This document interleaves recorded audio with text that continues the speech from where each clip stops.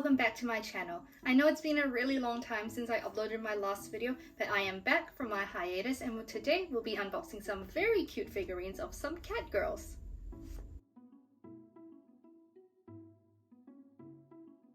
So as I mentioned in the intro, I was on a bit of a hiatus. That was because I had really important exams which I had to study for, and unfortunately that meant I didn't have time to unbox, film and edit videos. But now that those are over, I am back and I am very excited to continue making figurine unboxing videos. Today's video will be focusing on some cat girls. We have Tamaki here from Fire Force, as well as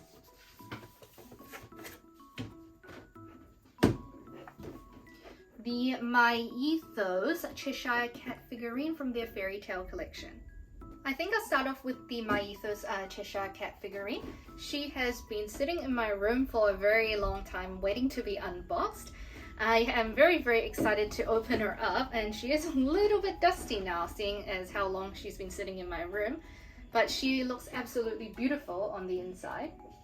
So I got this figurine off an Australian website called Sugo Toys. So it was, I guess, local to me. Not sponsored, by the way.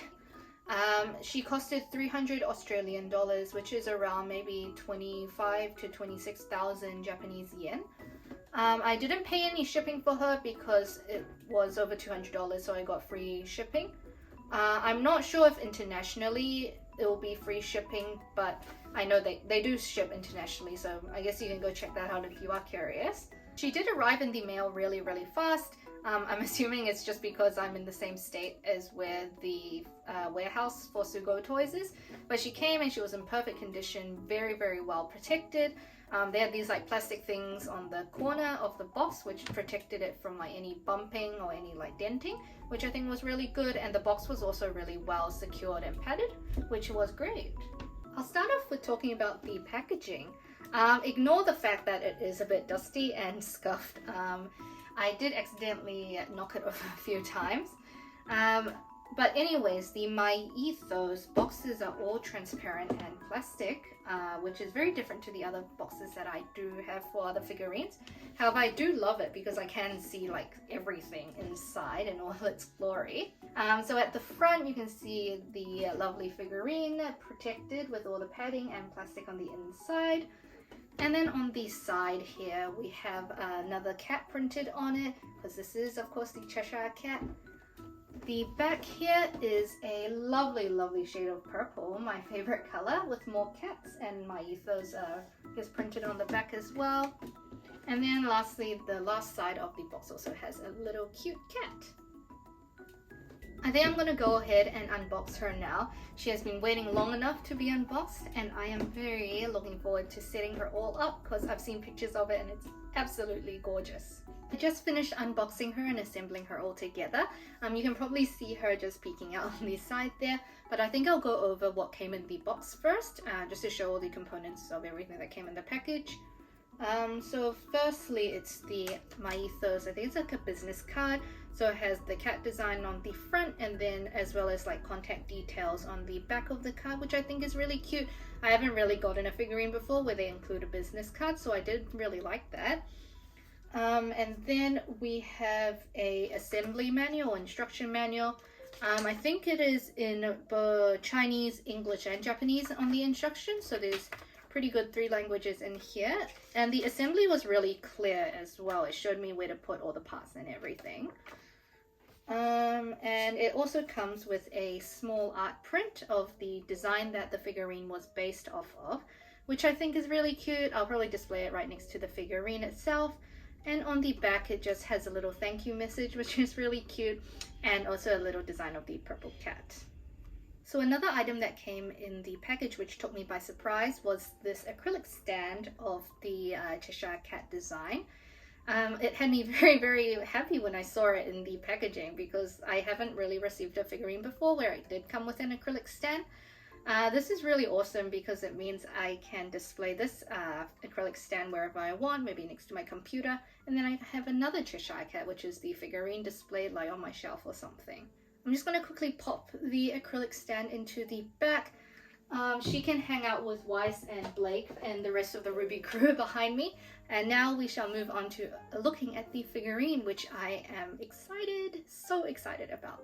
I'll start off by talking about our lovely Cheshire Cat girl we have here, where she is perched on top of this tree trunk.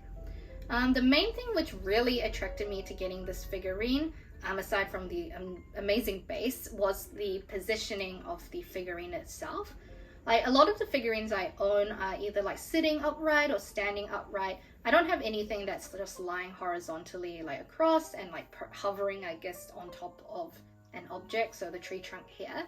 I think adding this piece to my collection will add a bit more spice to everything I own, which I think would be a really nice touch. And she does remind me of like how she's lying here. She does remind me of the Myethos Mari Saotome figurine, which is coming out in the future, where she's like lying on top of the table, and that I have also pre-ordered, so I am very, very excited for it. I think I'll start talking about her from her head to her toes, I guess, because she is very detailed and very beautiful. So with her hair, I love how it's like semi-translucent and how they kind of like incorporated the cat ears into the hair. So as opposed to having separate cat ears poking out of her head, it's just kind of incorporated into the hair, so it's all flowing down and you still get that cat-like effect. Her face is probably one of my most favorite parts of the figurine. I just really like how it's painted and sculpted.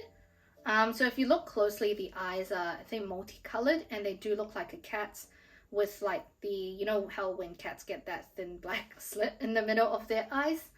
As well as I love how her nose is sculpted. It's really pointy, which I really like. As well as her mouth is in this very cheeky smile, which I think vibes with the entire figurine really well. Moving on to the body of this figurine here. I do love the bodysuit and everything. I think with the bodysuit, the straps, and I guess the position that she is in, this is a very sexy figurine, but I do not mind at all. I think she'd be a great addition to my collection. And I love how creative the pose is, as I mentioned before. So in regards to the bodysuit here, I do love the creativity that Myethos did put into this. I appreciate how it's not, I guess, a plain black body bunny suit that I guess bunny figurines have sometimes. I do like how it has these golden clasps around the chest area, as well as these silver rings or holes on the side of the bodysuit, which are attached to these straps which wrap around her body and thighs. I think that just adds extra, I guess, spice to the bodysuit and makes it like less boring and quite creative and very pretty. She also has a big butt bow on her back, because who doesn't love a big butt bow? And it is a lovely shade of purple, and when you do shine a light on it, it does have a slight pink tinge or pink sheen to it, which I think is really nice. It adds to the effect of this, and it does reflect quite nicely in the light, so it looks quite good on your shelf. And then on the side of, I guess, her thighs, we have more garter belt, and then we have a tiny rose on the side of her thigh here on the strap. Like, I'm amazed by the little details which are in this figure. It's very intricate. And then we have her socks here going down her legs. It's quite detailed here. So the holes and tears in the socks at the top, it has, like, I guess the thigh kind of squishes out of the holes, as you would probably see if someone were to wear like tight stockings with holes in them, which I do really appreciate how they did that. It makes the figurine look like lively and not just a chunk of plastic. And then moving down the leg, we have her first leg, which is slightly transparent, because as we all know, the Cheshire Cat just likes to disappear on us, which I do think this is a really nice effect, and this is one of the reasons why I bought this figure, because of how creative it was with, I guess, the disappearing act of the Cheshire Cat. I think that the only issue I have with the transparency of the figurine here on the leg is that, like, why isn't the shoe transparent? Like, isn't the whole cat meant to disappear? So is it, if she like disappears and goes transparent, do the clothes just like fall on the ground, or I don't know, or just float there. Anyways, that's not relevant, but I do think if they made the shoe transparent as well to match her body becoming transparent, it would have looked a little bit better, but that's just my opinion. And other than that, I do also wish the transparency on the tail went back a little bit further, but other than that, I do think the disappearing of the cat is really nice and really creative. More on the Cheshire Cat's tail, I do love how there's like a light purple and a dark purple ribbon just wrapping, crisscrossing across the tail, forming a really cute bow nearly at the end of the tail, which makes this figurine just so much more lively and elegant with all like the fabric pieces flowing, which is, I think, amazing. And then I guess we'll move on to the base now. Here we have the base of the figurine, which is pretty awesome. It's one of the main reasons why I bought it. It's just really creative, and I do love myself a creative base. I'm not too big of a fan of figurines which have just like a plain transparent base. I'm looking at you, Shinobu figurine from Mega House. But anyways, I do love how this base is so creative and intricate. So like, for example, the trunk here, it's molded in a way that it actually looks like wood and bark of a tree. And on the roses, the vines that are attached to the rose that wrap around the tree have like the little thorns on them, and it does have a nice purple gradient, which is really pretty. These two keys on the side of the, the trunk here is absolutely amazing. The gold shading is really good on it, and how intricate like the details of the key here at the top is really nice. It looks like, I guess, an ancient magical key you'd get in like a fairy tale. And it does like look very metallic and I guess metal, even though it is this plastic. The only main issue I had with the base here, and I did hear about some people also having this kind of issue, is especially this red rose. It was really hard to get into, I guess, the hole. Like I was pushing on one end here so hard that it was imprinting on my hand, and I had my mom hold the back of the base, so we like push it together in hopes that it would fit properly. But unfortunately it is still a little bit loose, but as long as it's not falling off, I consider this a win. Like pushing in this rose gave me flashbacks to when I was assembling my Jibril 1/4 bunny and the wings just wouldn't go into her back and then it broke. So I was extra careful with this, because I think if this broke, I would absolutely be in tears right now. And then we have the pink rose at the back here, which just easily sticks onto, I guess, the stem. It's not a perfect fit, but you can't really notice anyway, so I'm not too fussy about that. Other than that, the two roses are really pretty.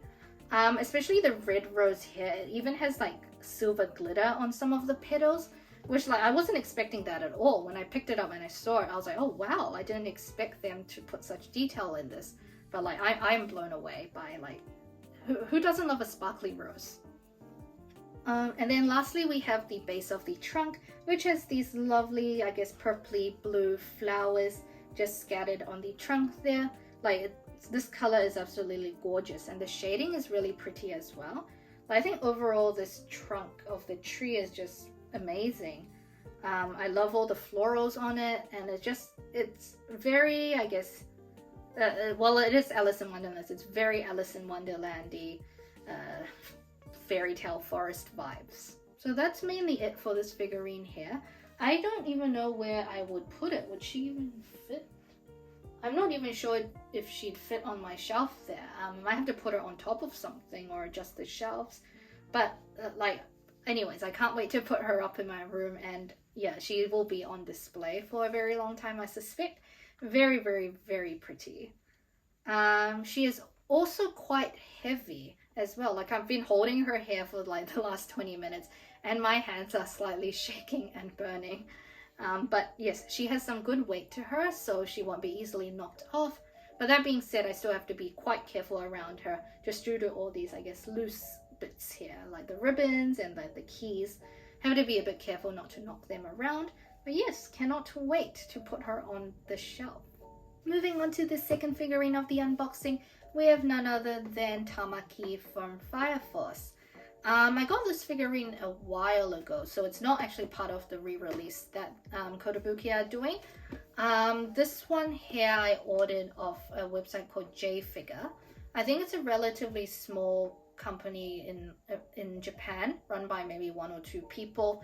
And they are partnered with my figure collection, so it is a legit company. You just have to make sure it's J-Figure and not J-Figures, because the one with the S is kind of dodgy.